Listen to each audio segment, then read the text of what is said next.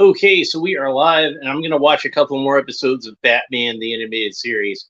I had a lot of fun watching the two Harley Quinn episodes that I watched in honor of Arlene Sorkin, and I figured I'll watch some more. And I don't really know if anybody would be interested in watching some old gray bearded dude watch old Batman cartoons and weigh in on his thoughts occasionally.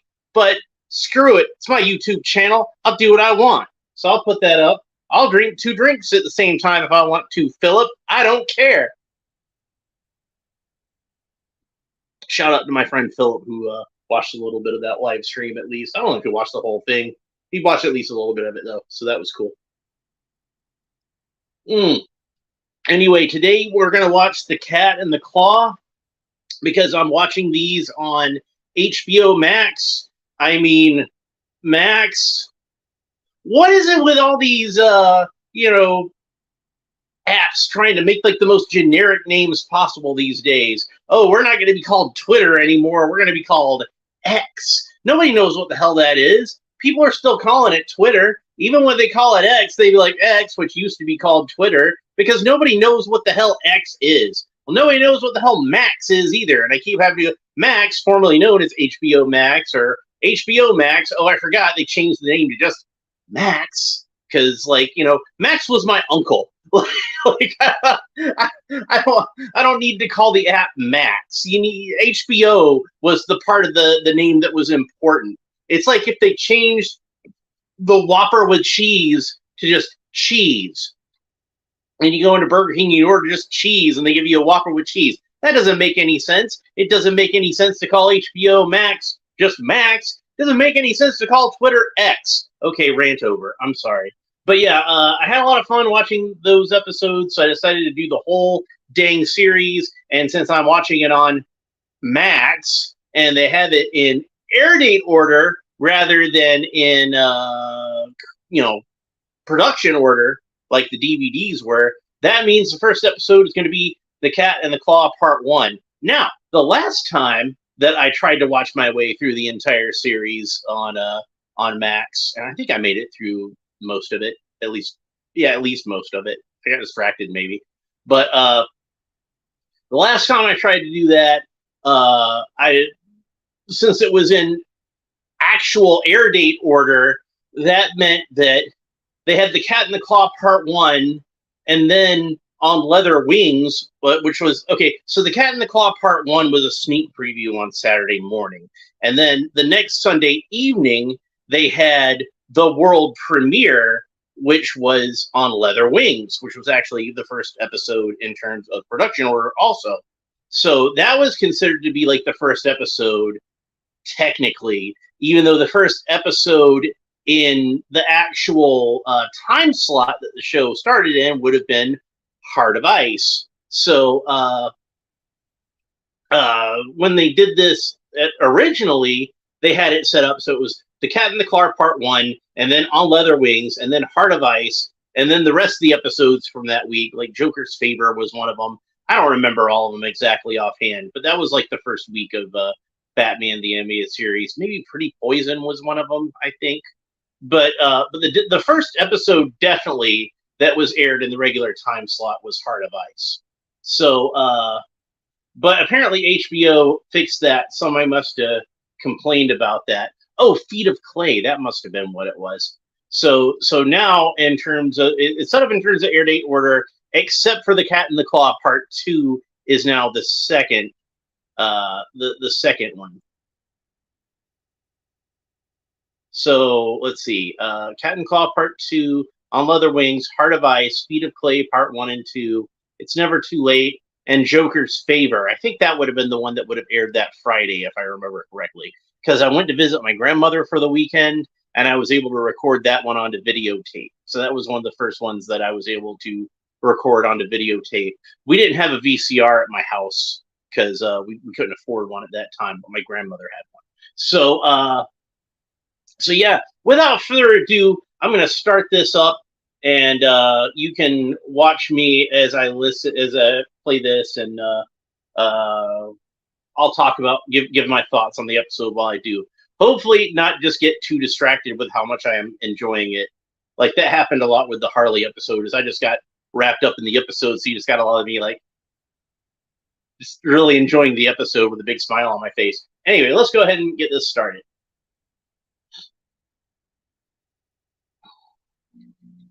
So we got the Warner Brothers logo, and it dissolves into the blimp, and we're gonna have this classic Batman the Animated Series opening again. Thugs robbing the bank.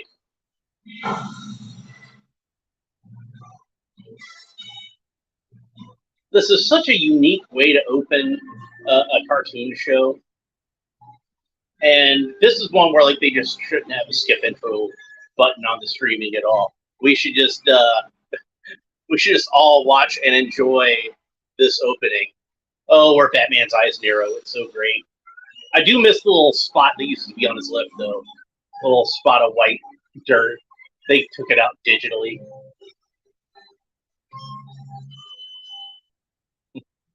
Look how perplexed that cop looks.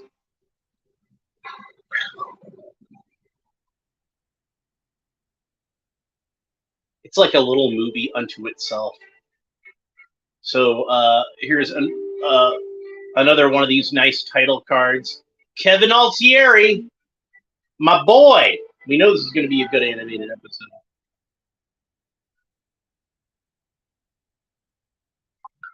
Catwoman climbing up the building. It's always crazy to me, like, see these characters climb walls with just like claws attached to their hands. Like, can you imagine the strength she's got to have in her fingertips to hold herself up there?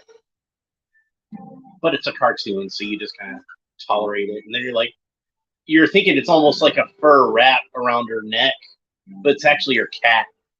Who, in the animated series, her cat's name is Isis. That's kind of become like one of the standard names they give to Catwoman's cat in these stories. Now, Isis, my sweet. That's Adrienne Barbeau doing the voice of Catwoman, who, of course, I was a big fan of hers from the original Swamp Thing movie, which she played Alice Cable, who is like this sort of combination of the character of Matt Cable and Abby Arcane. Of course, in the second one, they just had Heather Locklear play Abby Arcane. So yeah, see, the cat is actually an accomplice, helps her steal the jewels. Let's go. Perfect. This was the first time. The first time I saw this animated Batman that Saturday morning, and that voice, just thought it was perfect. Probably my imagination. Probably not. Like I just hear it and I'm like, this is what Batman sounds like. This is what he always should have sounded like. So that was kind of an odd shot of Batman there. But it's early days. They're still figuring this out.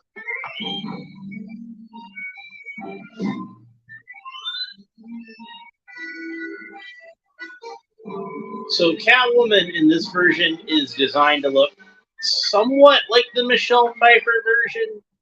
I'm guessing they didn't go full on Pfeiffer because in animation, a lot of the times they're kind of like paranoid about using black colors, which is why she has a gray suit instead of a black suit. Personally, I always thought like a purple suit would have looked better and really made her pop, like what they would later use on the Jim Ballant Catwoman suit. But in hindsight, I think it makes sense for Catwoman to have a gray costume because she's a gray character. This was around the time they were really starting to get into the concept of Catwoman being like an anti-hero kind of character. And she's definitely a cat burglar. Definitely a cat burglar in this, but she's definitely somebody who isn't all bad, as we will see in a little bit. Hey, trim those claws. Batman used to kind of make sarcastic comments like that before they decided, oh, Batman doesn't have a sense of humor. I think some people learned a lot of the wrong lessons from Dark Knight Returns. He definitely had a sense of humor in that. And Batman saves the cat. Because despite everything, everybody wants to think of Batman as being like this dark, grim, avenging character. He's still a compassionate man. And he doesn't want to see anybody hurt or killed, even a cat.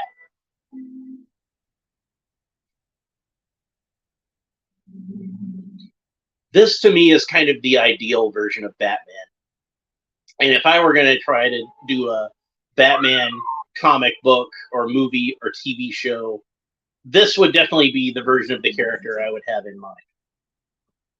And I love, the Adam West version of Batman, and a lot of the other live action versions, a lot of the other animated versions. But I do feel like this is kind of like the pinnacle. This is exactly what this character should be.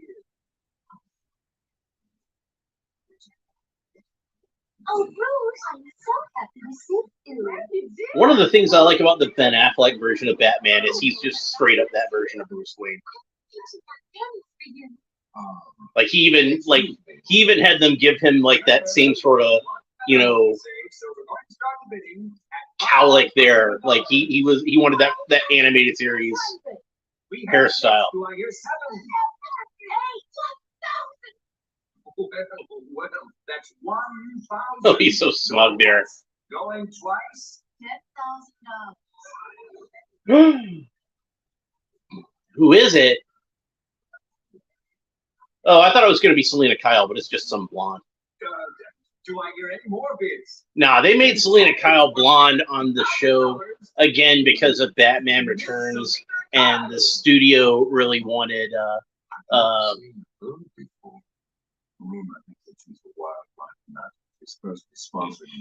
the studio really wanted to have some fidelity between Batman Returns that was just coming out, so they wanted her to be blonde, like how Michelle Pfeiffer was blonde in the movie. Mr. Wayne, my secretary, Megan. But it's funny because, other than that, it's nothing like the hairstyle she had in the movie, where it was kind of like this kind of really curly bob, and on this, it's almost more of like a 1940s kind of hairstyle. You want a date, and I'm honored bound and delighted to deliver. I warn you, I'm not a man who gives up easily. All right. Lunch. Yeah, Altieri is definitely one of the best directors that this show had.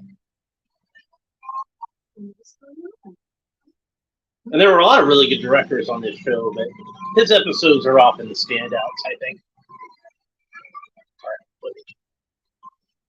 Uh-oh, got some trouble.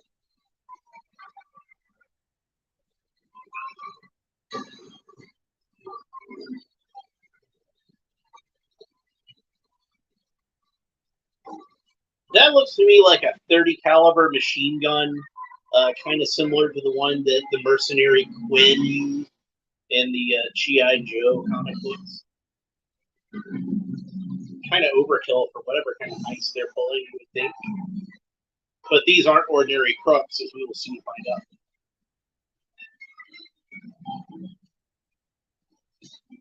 They're stealing a bunch of army stuff anyway.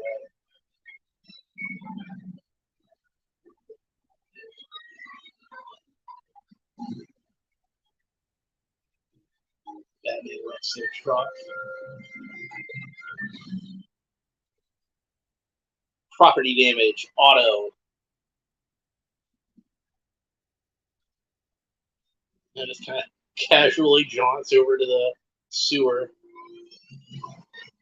It's funny how casually characters will lift manholes in cartoons. Manholes are heavy as hell. What's going on? This morning I got a warning from the Fed. Red Claw has been got. There's no bat signal yet. Batman and Commissioner Gordon's working relationship is not public known yet. Batman's got to communicate with Gordon surreptitiously. And this is a great version of Gordon. I think I've mentioned before, whenever he comes up, that my favorite version of Gordon is the one that Frank Miller came up with in the comics, like the guy that we saw in Dark Knight Returns and Batman Year One. And that was the guy that pretty much became the standard of Gordon in the comics that I read growing up. And it's definitely the Gordon we have here. And she's all moony over Batman. Yes. Here we go. Oh, Bruce Wayne. I gotta deal with this loser when I'd much rather be dating Batman. Yeah. Hello? Typical superhero secret identity shenanigans. Still, I wish it were Batman standing behind this door. Funny you should say that. Bruce, how wonderful to see you. Please come in. So this is the standard outfit we usually see Bruce Wayne in BTAS. And I'd seen a picture where somebody had put this Bruce Wayne right next to a picture of Dwight Schrute from The Office. I can never unsee it. That's ridiculous. You tell him I want to meet with him. No, today. You can't sell to Multigon. We had an agreement. I hate it when my dates start like this. Selena was negotiating for land for a wildlife reserve. Some cartel just muscled her out of the deal. What do you mean? Is that Cree Summer? You go there and She sounds like Cree Summer. Do I want that land for the mountain lion? She's a pretty important character in this, Selena's assistant, but they kind of drop her later on. We don't see much more of her. Is there anything I can do? Not really, unless you can get me a meeting with the chairman of Multigon International. What time's good for you? Hey, I'm starting to like this guy. Oh, he's got connections. Now I'm attracted. Catwoman is awfully pragmatic, isn't she? Really, Wayne, you wish there was something. See, purple's a good color on her. I'm just saying. It was quite sad. Rachmaninoff. You see, we're committed to building a major resort, golf course, tennis court. It's actually not Rachmaninoff. I'm just making a Willy Wonka joke. That's insane. The land's in the middle of nowhere. It's worthless except a wildcat. My dear, you just don't understand the delicate tension. That's what the cats. Smug, condescending. Honey, you just don't understand business. You'll find more time for me, Mr. Stern. Before I'm through, I'll have every environmental group and animal rights activist breathing down your neck. They'll be looking at you and your project so closely, you'll feel like a bug in a bell jar. Adrienne Barbeau is so good as Catwoman. All the vocal acting on this show was just fantastic. Andrea Romano definitely deserves some credit for that. And it's Angelina Jolie. I swear if they did the live action version, Angelina Jolie would have been perfect. And this was like before Angelina Jolie was like really famous. I think she'd done Gia at the time, which, you know, I recorded about 5 minutes of that off of HBO.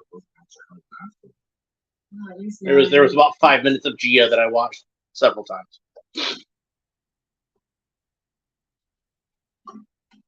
You know, it's awfully late. Would you mind if I took a rain check on our date? And I've had dates end like that.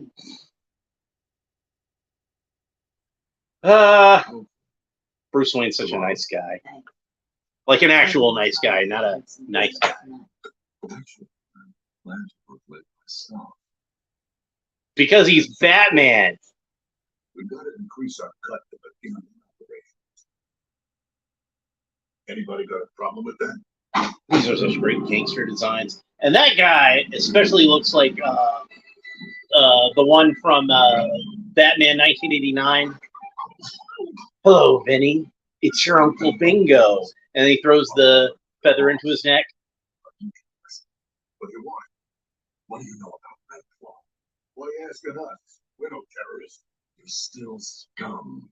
And you hear things I don't. I want Red Claw. Until I get him.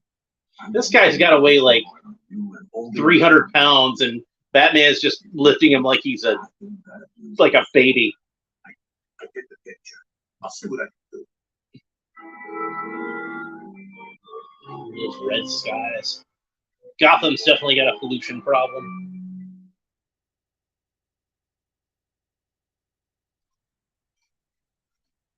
The Stern will admit what's going on. We'll have to find out. Catwoman sneaking around.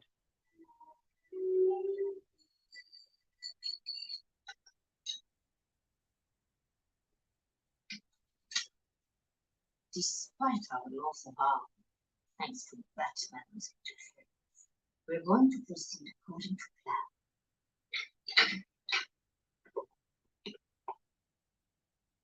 plan. She was a pretty cool character. I would have liked to see more of her. Tomorrow at $2,300, train under military escort will pass through Gotham. It will be I would have probably transported had some kind of connection between her and the League of Shadows, as they're called now, but Ra's al Ghul's organization. They couldn't have called them the League of Assassins on Fox Kids, I'm pretty sure. Spider-Man wasn't even allowed to call the Sinister Six the Sinister Six. They had to be the Insidious Six. Good thing that Selena knows how to play the theme to Die Hard on the piano. Just like my nephew. He does a really good job with the Die Hard theme.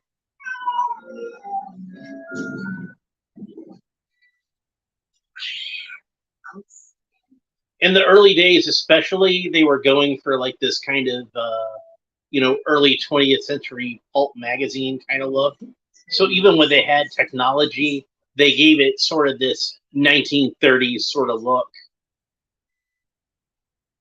Hence that computer. And even the camera she's got has kind of like an Art Deco sort of look to it. You know, it's funny, you're used to Batman villains making their sort of puns based on their motifs, like Mr. Freeze's ice puns and everything. But Catwoman, other than, perfect, doesn't really do much of that. It's the other characters that make cat puns about her. Kind of funny to notice. And again, I just want to say how much I like the look of the thugs on this show, how they're really good at giving them the sort of 1940s comic book henchman sort of look. You know, they've got the bomber jackets and the go to hell hats.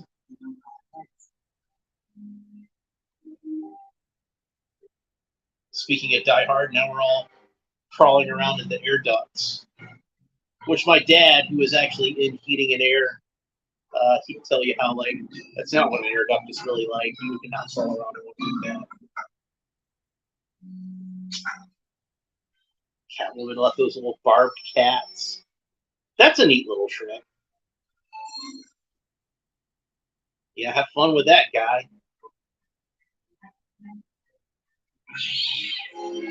I like Isis an awful lot, and how the design of Isis and the way they do her acting on the show. One of my Facebook friends, Francis Michael Teven, he likewise was a big fan of Isis and even named one of his cats after her. So shout out to him if he watches this at some point.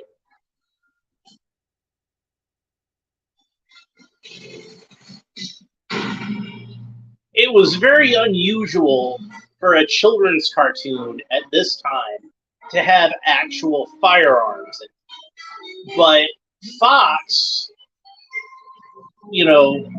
all due respect to them for doing this, they actually, let BTAS use firearms on the show because they realized, it's Batman, it's an action show, it's a fairly, as far as superheroes go, it's like a realistic kind of show. He's going to have to deal with criminals, and those criminals are going to have guns. It wouldn't, like, with something like G.I. Joe, you can be like, well, there's like a fantastic element to it, but Batman's got to be a little more grounded than that. The look on his face when she kisses him.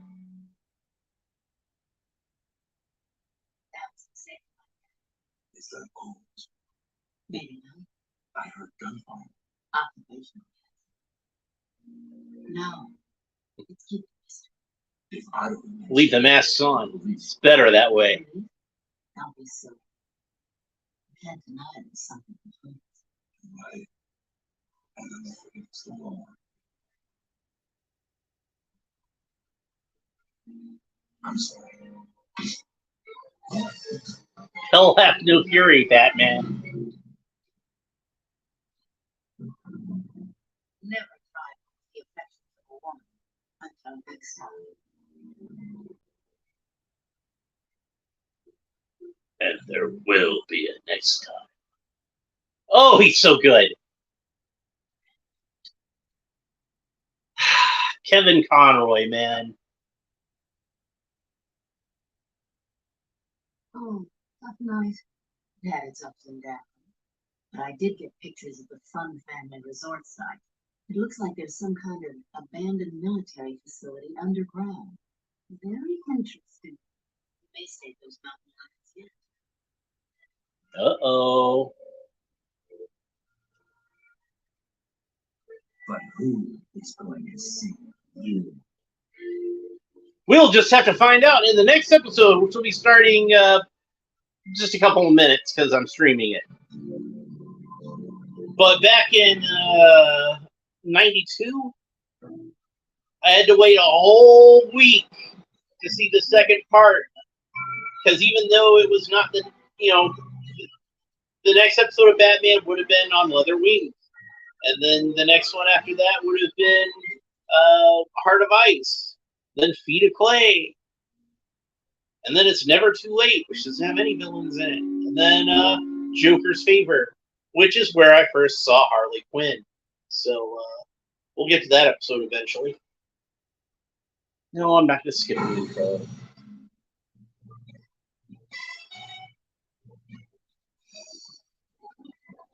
You can see how the Tim Burton Batmobile would have inspired this one. It's got that same sort of shape to it, even though it's its own design.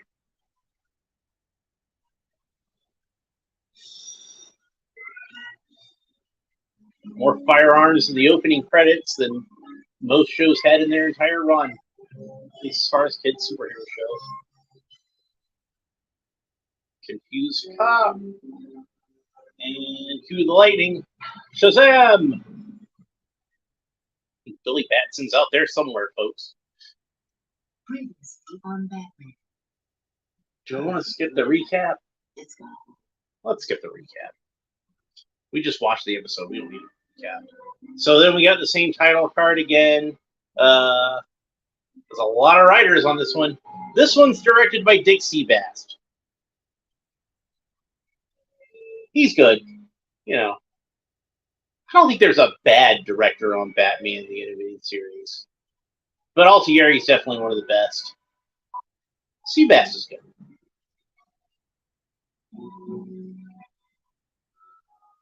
It's that mobster guy again.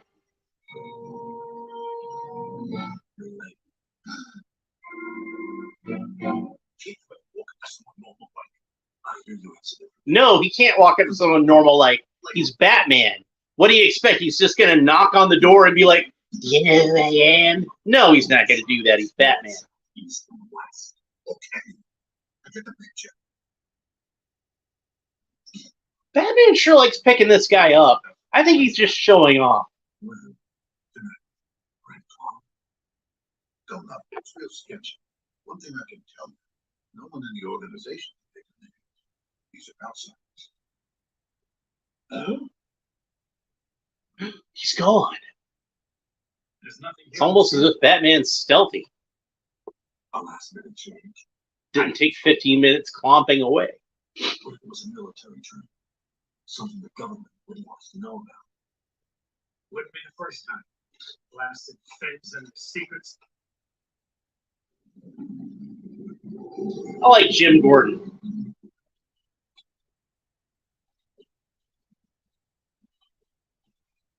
I only saw those horny commercials on TV. Never said anything about garden milk plague. Would want to steal it. Like, even the soldiers on this look more like kind of World War II era soldiers. This was a show that aired after the Desert Storm War, like the first Desert Storm. So soldiers, you know, kids would have known soldiers that looked like that. They would have seen them on the news enough. But just the aesthetic of this show, I think, kind of demanded that soldiers be more sort of that World War II kind of look. This isn't supposed to take place in the 90s. And it's not supposed to take place in like the 1930s or 40s either. It's kind of its own nebulous 20th century world.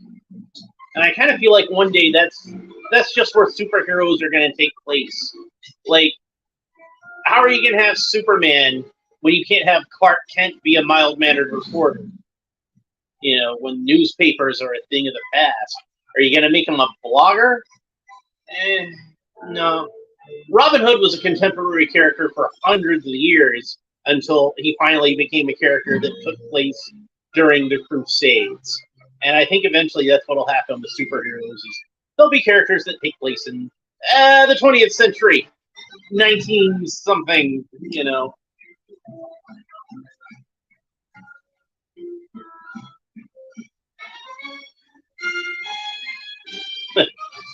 Redclaw had kind of a funny position there.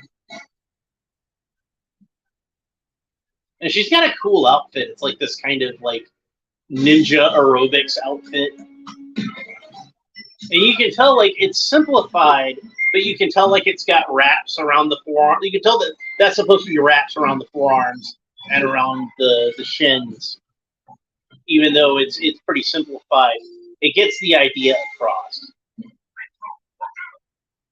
So she's basically wearing this. Woman? Do you have a problem with that? Not at all. I'm an equal opportunity crime fighter. The hammers of justice are unisex. Probably watch that show too. I love Breaking the Rules too. Can you risk it, Batman? Go on, call my bluff. You finally met your match, Batman. Not surprising, it's a woman. Yes, now, but you born as But it's not you, sweetheart. Evacuate 10 million people? Maybe we can set up camp around the Pentagon. Listen, General, I'll call you back. I wonder if that's General Vreeland he's talking to. Sergeant here. Batman. Have you heard from Redclaw? Loud and clear. We've got 24 hours to come up with one Man, man. Bruce Wayne has a car in his phone. He must be rich. Lately, I'm learning never to underestimate the opposite sex. Yeah. I'll be in touch. It's a nice design they came up with for Selina's dress there.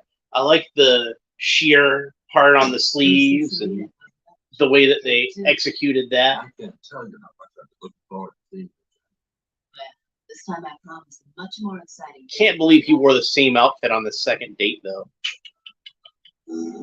She's gonna think you have a whole closet full of those, you know, mustard shirts with brown blazers. Sorry. Unexpected glances. You look like a cat is swallowing. Maybe he should have gone with like a navy blue sport jacket with a patch on the lapel and a ascot. What did you find out? Say they plan on playing more than shuffle up at their resort. What did Watch out. boyfriend? You've done the 9 lives. What was I saying about cat puns? And you notice the guy in the passenger seat? That's the guy from the end of the last episode. So nice continuity there.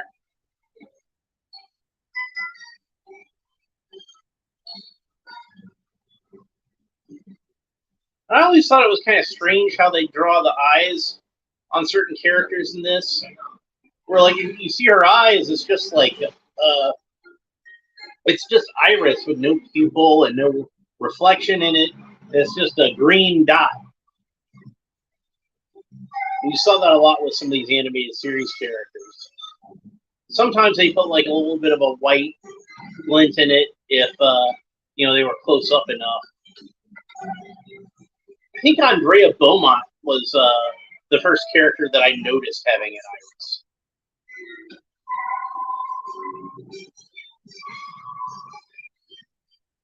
Mask of the Phantasm. We're gonna have to watch that one.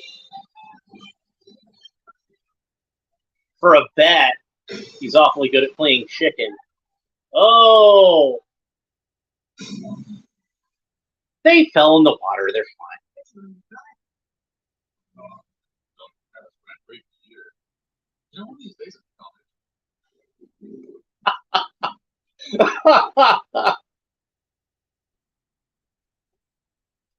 It's kind of funny, like with Kevin Conroy over the years, like Bruce Wayne is his natural voice. If you see him doing any acting in the 80s or 90s, like his guest appearance on Cheers or the show Ohara with Pat Morita, he sounds like Bruce Wayne on those. Good night. And Batman is the voice that he has to affect. But once, I think just throughout the years, just kind of slowly, gradually, maybe with age, the Batman voice kind of became more like his natural voice, and he had to fake the Bruce Wayne voice.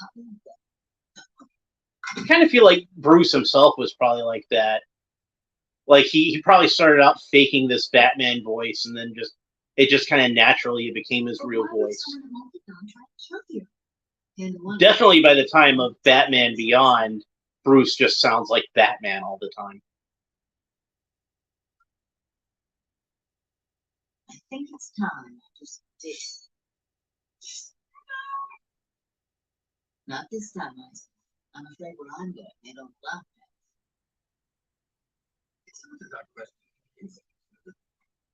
The Batcave is very much inspired by the 1989 Batman movie. The Batcave never looked like this in the comics, with all the platforms and catwalks and things like that. ISIS. No, it's a cat here. Curious. Never seen one like that. I have. Batman. Close. I don't know why he's referring to himself in third person there. He's wearing the outfit. It would make sense if he was dressed like Bruce Wayne and said Batman has, but he's Batman, so I have would have made more sense. Man, now I really want some orange juice. Uh-oh. He's wearing a go to hell hat. You know he can't be up to any good. He just broke in. He's got a crowbar, so it's a good thing that Jason Todd doesn't exist in this continuity yet.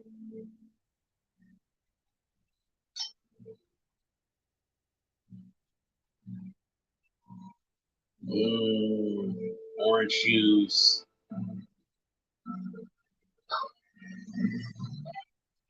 She's a pretty cool character. I would have liked to have seen more of her.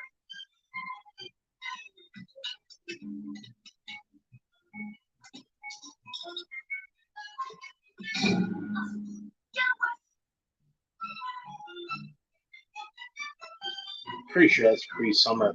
I should have checked the ending credits on the last episode, but I kind of forgot about it. Batman with a little finger wag there.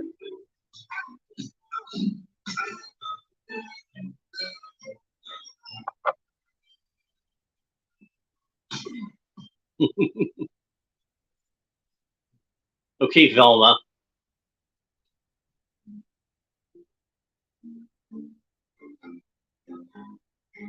Or Vision's so good with her glasses she can watch herself walk over there.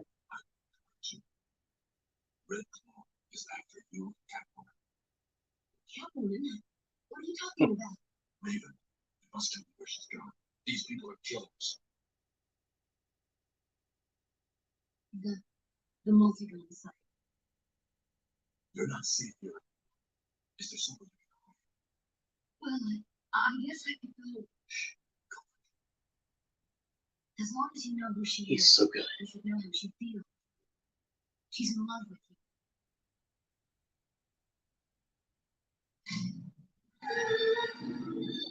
It's amazing he can have such a good turn radius with such a long car.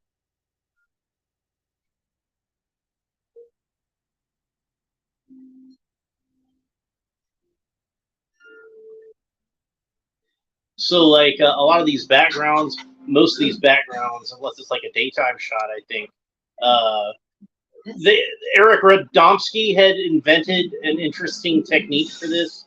He called dark deco, because there's so much black in these backgrounds. He was actually airbrushing the backgrounds straight onto black paper rather than white paper. And Bruce Timm originally was kind of dubious as to whether this would work, and he even said it's going to look like a Velvet Elvis painting, but it actually turned out to look quite awesome, I think. And it's definitely one of the things that sets this show apart from other superhero shows at the time.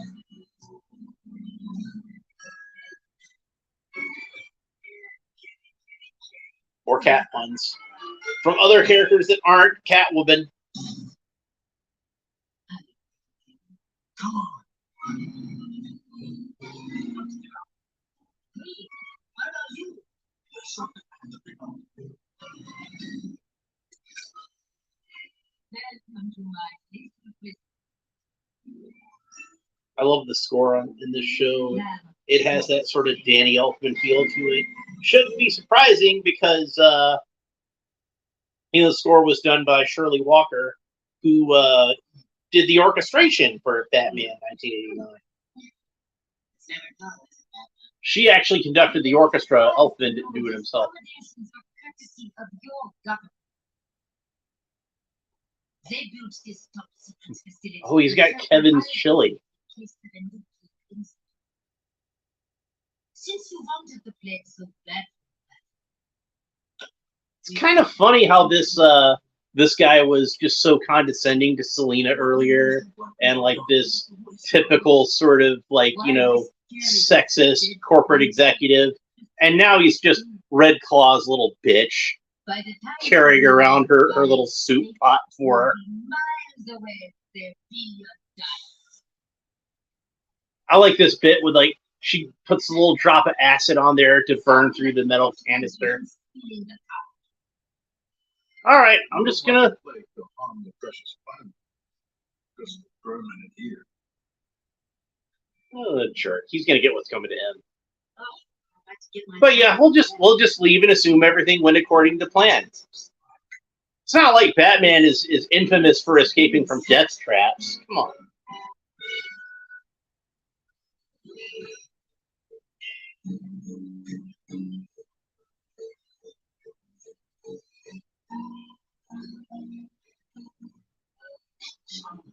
Like, they didn't even take their claws off of Catwoman. Come on. Dumbasses. They left Batman with his belt. The difference between this Batman and the Adam West version is he would have, like, just sprayed down that acid with some kind of, like, basic compound he would have in his utility belt. He would have already done that.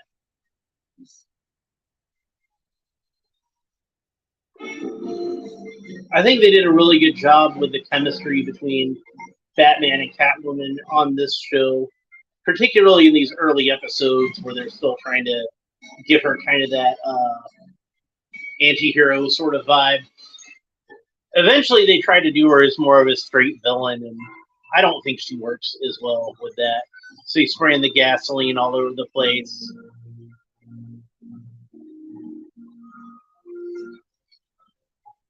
And the grenade.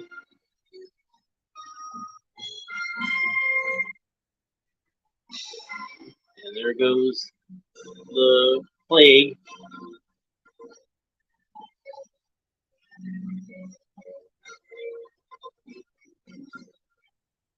In real life, you break your teeth trying to do that with a grenade.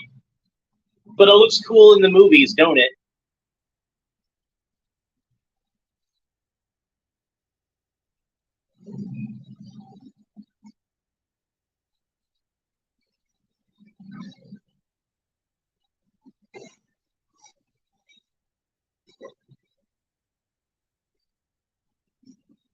B-Task Batman won't kill, but he will sure as hell blow up your headquarters.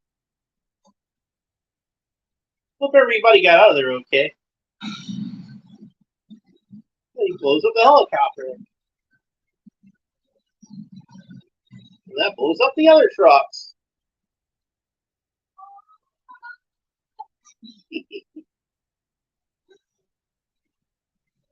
Well, Red Claw, looks like you finally met your match. I'm not going to say anything about him being a man, though, because I don't want people to think I'm sexist. But maybe you won't be so arrogant next time. Yep, Batman knows how to figure out bad guys' plans.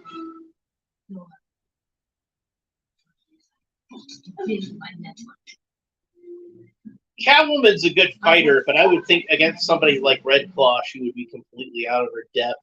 Like, Red Claw is probably a much more skilled fighter, for one thing, but even if they were on a par in terms of their fighting skills, she's much more physically formidable, you know?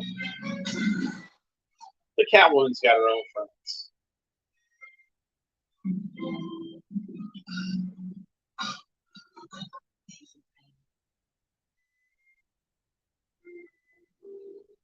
She's got her cat ears are kind of like those old Bollywood Daredevil horns. I think Tim actually mentions that in some of the character design sheets that they're supposed to look like Bollywood's Daredevil horns. It went up in smoke with Red Claw's future. I should have known you'd have it all wrapped up before we got. That's what Batman does. Almost.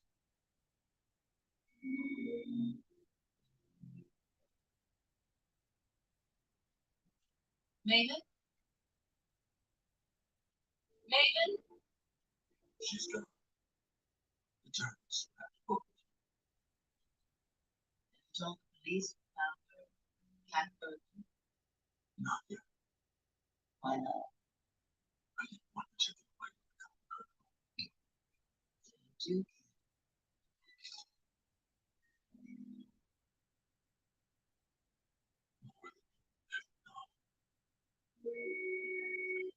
Okay,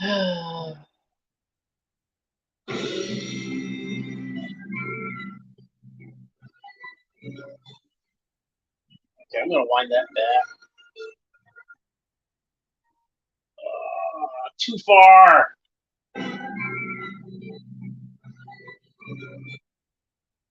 Mary McDonald Lewis, so it was not Cree Summer, but it did sound kind of like her, didn't it? So yeah, that was The Cat in the Claw. The first episode of Batman the Animated Series that I ever saw, and you know, one that I saw a week later, and of course I was hooked. So I hope you enjoyed watching this with me. If you want to see more of these in the future or more videos I do, please make sure to like and subscribe and hit that little bell, and that'll warn you anytime that I do one of these live streams. And we will talk to you next time. Bye.